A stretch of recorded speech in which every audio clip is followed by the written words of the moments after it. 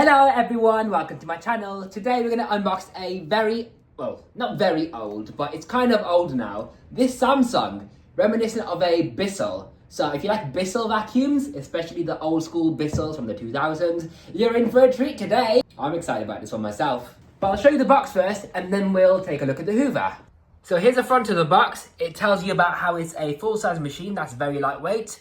It's got a twin chamber system for optimized airflow. It's very easy to empty, wide cleaning radius, a turbo brush on board. There's the machine. This is the side of the box. The back of the box is actually in better condition than the front of the box. And on the other side, we have some more information. Well, I think it's the same information, but with a different picture of the Hoover. Let's have a look inside the box. So we've got, this is the turbo brush, very much like an old school Bissell. It's got a decent brush bar in it. And this opens up somehow. Yeah, just like that, so you can clean out the inside. The plastic's gone very yellow though, from age, I believe. This is the pipe.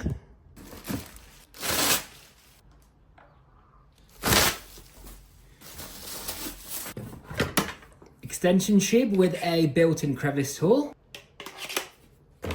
I've got a brand new one of these accessories for my Bissell liftoff. Are you joking? I'll leave it on this vacuum, but still, that looks nice and clean. 2-in-1 brush and stair tool, great for reaching into corners, I think. Well, it's kind of a curved, pointy stair tool, so it's not going to reach into the corners that well, but the idea is you can use it as a brush, and if you twist this, it diverts the air path to the opposite tool. Instruction manual, and some information about maintenance. Turbo brush holder, and now for the main Hoover, we got a spare belt as well. Here's everything out the box.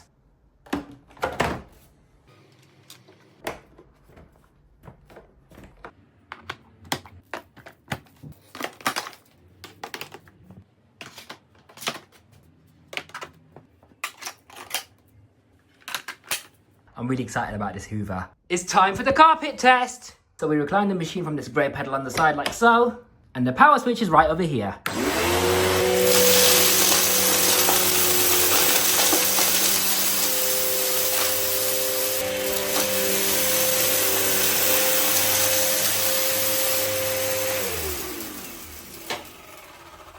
Okay, first of all, wow, that was the loudest crunchy vacuum I've ever heard, which is amazing. I love that.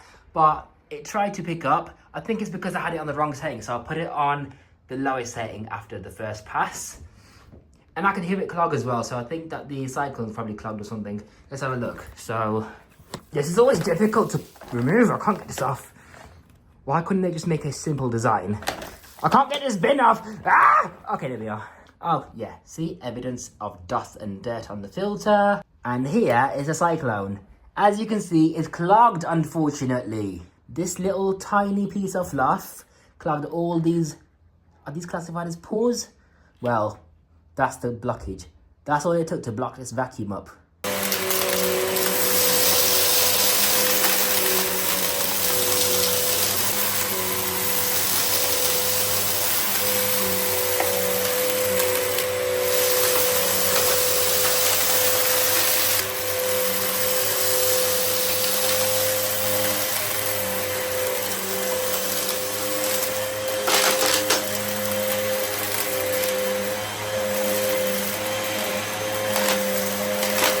You can tell that the machine has lost suction by the motor sounding more laboured.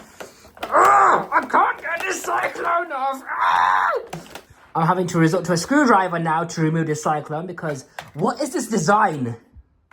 It doesn't even fit in there. What am I supposed to do? I can't get the bin off. The pipe came off, but the bin didn't. If you want something that's like a Bissell, it has to be a Bissell. I can't get it off. I thought I was going to really enjoy this Hoover, but I can't get this bin off. I'm pressing on the release catch, and it's not coming off. Look, I'm pressing it really hard, yeah? It's not coming off. Oh, there you go. Finally. Anyways, as I was saying, the cyclone's clogged again. Oh, no, it hasn't. It's just a filter then. It's the filter that clogged. Yeah, not great, is it?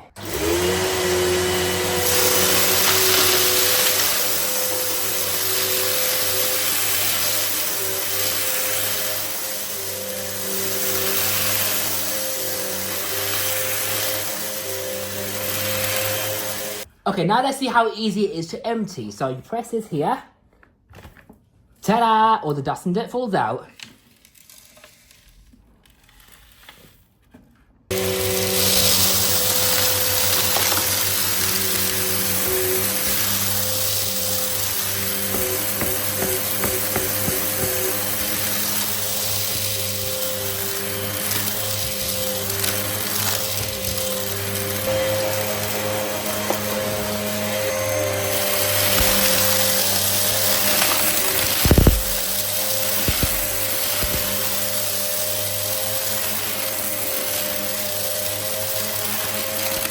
The edge cleaning's okay. Not perfect, but acceptable.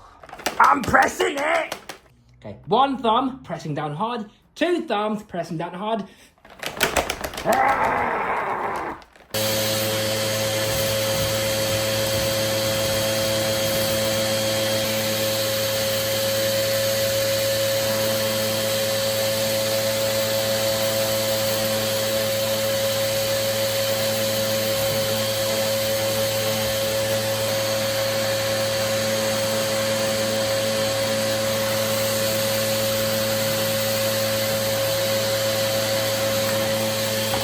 I'm not even going to bother trying that turbo brush out because it keeps losing suction. Yeah, look, the filter's not even that dirty, yeah? And the lid for the cyclone, once I open that, the cyclone's not even that clogged. Now, luckily, this machine came with a spare belt because being in storage for all these years, the old one will be worn out by now. So let's change the belt. Wow, look at this brush bar. It's a proper thing, isn't it? It's got pretty dense bristles, pretty stiff bristles too, which is nice to see. The bristle length is about average. They don't stick out the base that much, unfortunately. But look at this height adjustment wheel. Most vacuums that have a manual height adjustment have two wheels. This one only has one. So we need to undo 1, 2, 3, 4, 5, 6 screws to remove the sole plate. We can now remove the sole plate, like so. Lift out the brush bar, remove it from the belt. Remove the old belt from the motor spindle. There's the old one. So here's the old belt, and this is the new one for contrast. This is how much the old one has worn out. So when the belt is worn, the brush bar is not going to be spinning as optimally as it should. New belt on the motor spindle. Put the brush bar on the new belt, where this blank space is. That's where the belt goes. Lift the brush bar all the way to the top. The end cap fits into its position like so. Like that. Turn the brush bar a few times to make sure it's going to spin properly. Sole plate back on. This is how we used to maintain our vacuums, people. We had to do regular belt changes. Yeah, so it's quite common to change the drive belt on your upright hoovers. It was general maintenance, but these days we've got motorized brush bars, as in a separate motor driving the brush bar with a lifetime belt. And then you got some other machines like the newest Dysons, for example, which don't even have drive belts. They have another motor being connected directly to the brush bar itself. It's got plastic wheels, but then again, it's not a premium machine at all. Then again, it has got a nice high quality internal pipe. There's the information sticker. It's an 1800 watt machine. Now here's the pipe on the side. This cuff swivels, so that's great to see. It's that type of machine where it falls over when you're using the accessories, as you can see. Now this machine reaches up to 1, 2, 3, 4, 5, 6, 7, 8 stairs. It's got all the tools on board, such as the turbo brush. You can put the tools directly onto the pipe right here for handheld cleaning. It's got this 2-in-1 brush and stair tool. It's got the crevice tool, which is a decent crevice tool by the looks of it. And it's got the extension wand as well. Do you know what I can't stand yet? Is when people put the extension wand in, and then they put the crevice tool on top like this, pointing up to the sky. It goes in this way, okay? And lastly, we're gonna look at the bin design. Now, most vacuums have a little button that you press to detach the cyclone assembly. This one doesn't have that. You gotta press the upper section right here, like so, and then lift it away. It's a bit difficult to do.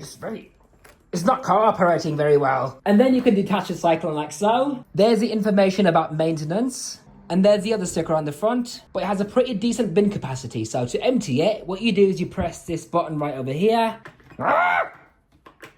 It's brand new, you see. Yeah, the bin flap opens up. That's what it looks like on the inside. And then to access the cyclone, you twist open the lid like so. The lid comes off. And then here you've got a single cyclone design. You can't remove this unless you use a screwdriver to undo 3 screws by the looks of it. Okay, let's put the lid back on now. So the cleaner air exits the bottom of the bin like so, going on to the pre-motor filter right here, which is a sponge followed by a, what's that material? It's like a mesh filter, I think. It's a bit like what the older Dysons had, such as the DC07, DC14. And on the front, we've got the exhaust filter. Now, this filter is a bit of fabric with a sponge in front of it.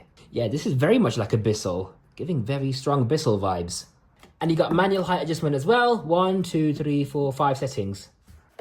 Apparently it's got good edge cleaning, so let's have a look inside. Yeah, that looks decent. Most vacuums these days have a lot of blank space, a lot of plastic along the edges, but this one, the suction can actually reach the edges pretty well, and the brushes aren't too far away either, so I'm pretty sure it'll have great edge cleaning on both sides.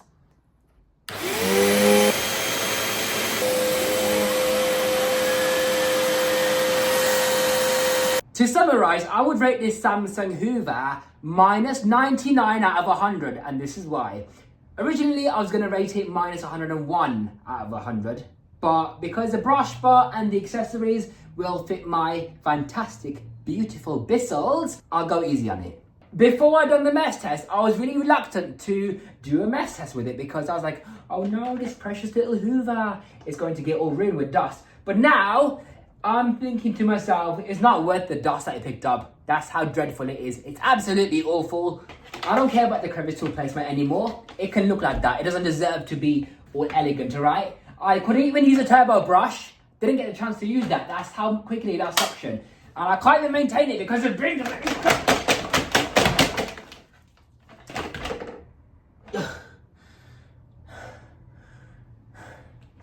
I can't do this. They could have designed this better. Ruined my hair and everything. Ugh. And while we're on the subject of the Cyclone, why does the Cyclone have to be upside down? Why? It's the exact opposite of what it should be. And don't get me started on the filtration. They call this a filter. Now, this other filter might have a gasket, but it's not going to do its job because the gasket's not being pressed on the motor housing at all. So, what's the point of that? And the exhaust filter has no gasket on it either. It's just a bit of fabric with sponge, stuff you can find in the kitchen. So this has been my review on the Samsung 1800 watt Twin Propel bagless upright vacuum cleaner.